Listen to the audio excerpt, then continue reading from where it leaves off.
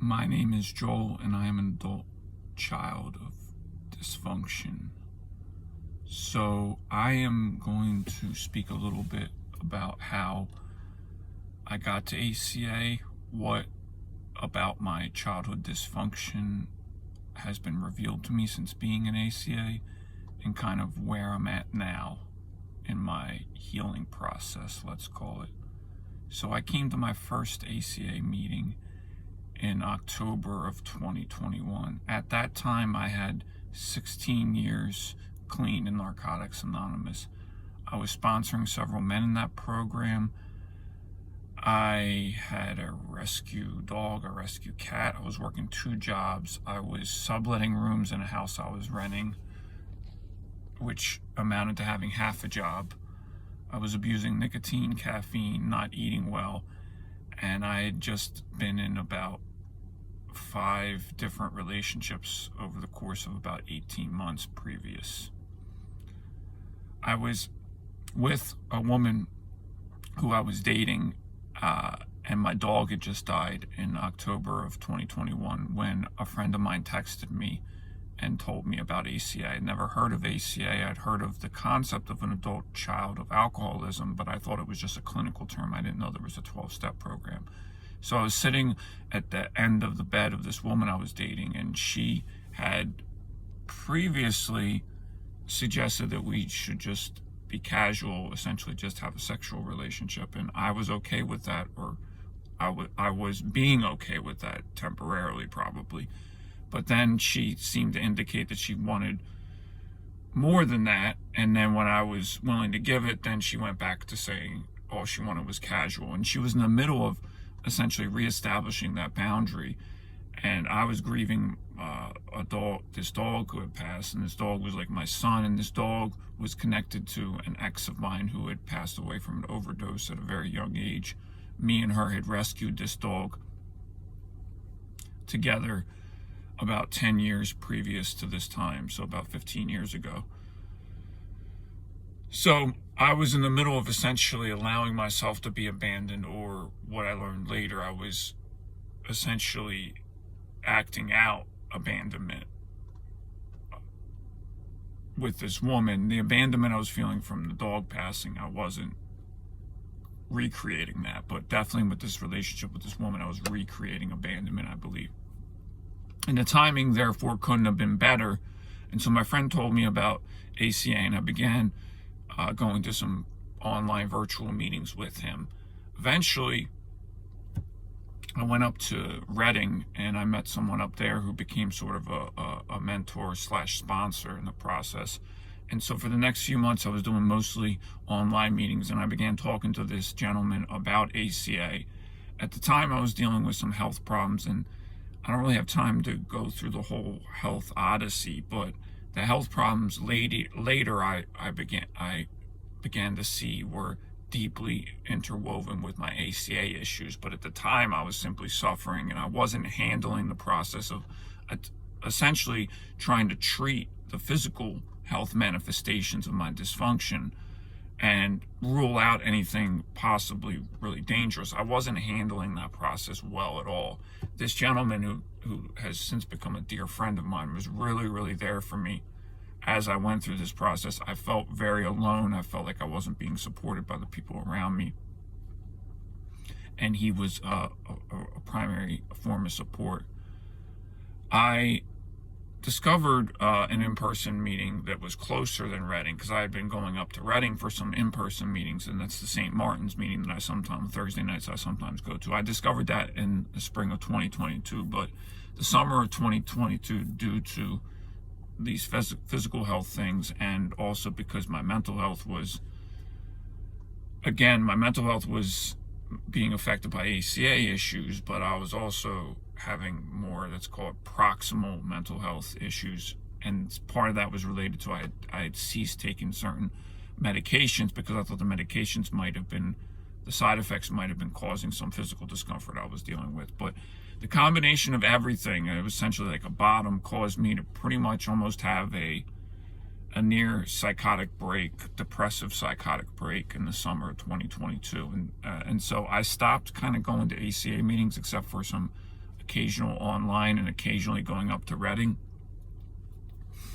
And I really just focused on, I got back on medications, and I got back in therapy, and I had lost a whole lot of weight, and I was focusing on getting some weight back on, and I was doing sort of okay. But then in November of that year, my father died suddenly, and in the process of cleaning up his affairs, me and my sister discovered that my mom had been deceased for 4 years at that time, and neither her nor I were able to have a relationship with my mom because she was so unwell that she would attempt to destroy our lives through trying to get us fired from our jobs, from calling authorities, the police, etc., and making false claims and allegations against us. And so we ultimately just couldn't handle having her in our lives.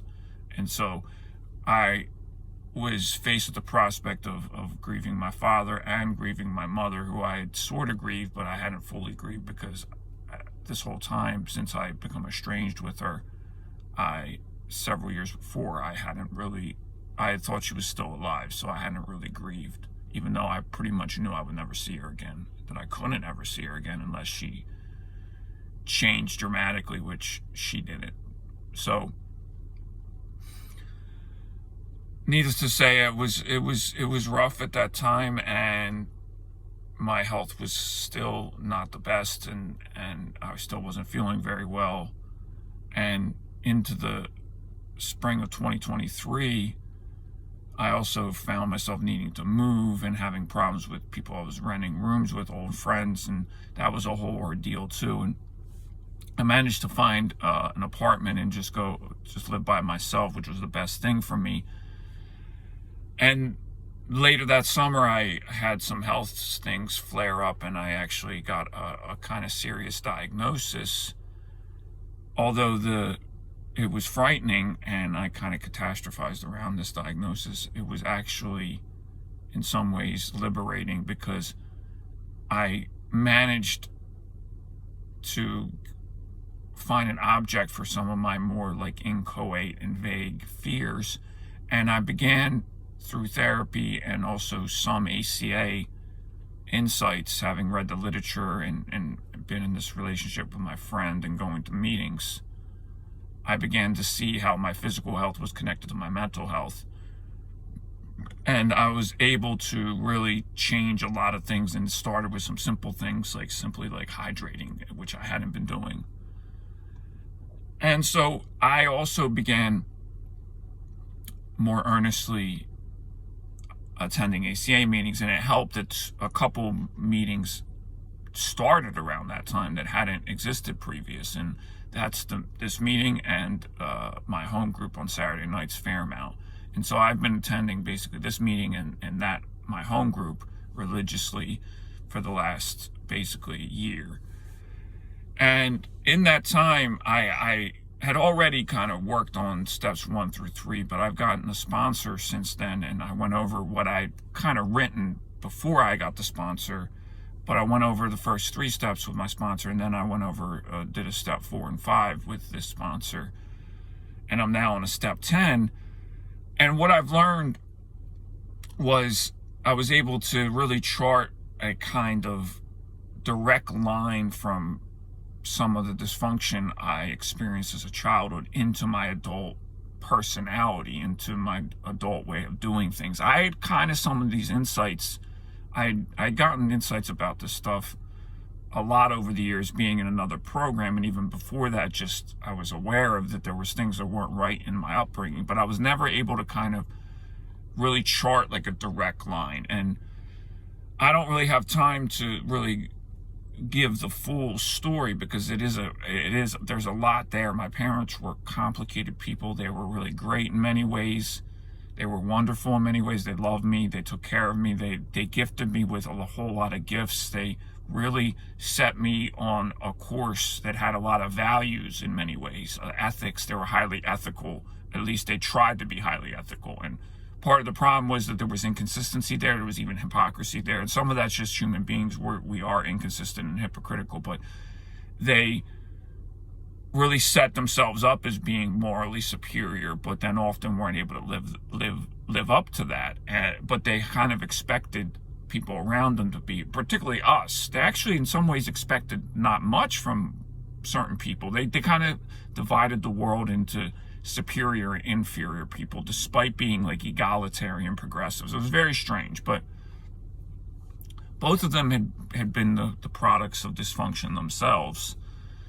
My father was the product of a kind of religious household that had like features very similar to what an ACA talks about in the text, a militaristic household. Militaristic and religious households have a lot in common. And it was a very repressive household, and he had really high expectations on himself, but his father also was irresponsible and may have had a sex addiction and a spending addiction, and his father wasn't actually very successful despite having siblings who were doctors and very successful people. My father was a product of that, and he kind of rebelled against that and became like a Marxist, but he was also just like a teenager. He acted like a teenager well into his adulthood. He didn't like responsibility. He was a pleasure seeker. He was an escapist. He was an avoidant. My mother, on the other hand, was hyper responsible, fixed, manage, and control, and we kind of believe that she may have been on the spectrum and or had trauma, but either way, what occurred was she was very emotionally, she only had rudimentary emotional intelligence. She was very abstractly intelligent, and she was task and goal oriented, but she could not handle social nuance. She couldn't regulate her emotions, and so there was this constant chaos in our house due to that. And my father checked out, and he kind of gave this very unwell woman the reins of the household because he didn't want to take care of it.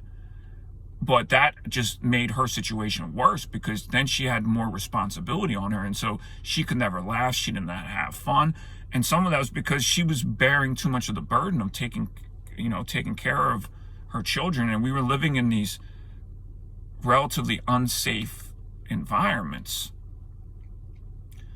And that was really a mind F for me too, because my parents had these really idealistic values, and I was taught to be like a pacifist, but meanwhile there was violence. And so in the face of violence, my mom at least tried to protect me from the violence by going to, like, because there was just constant violence. Like, I've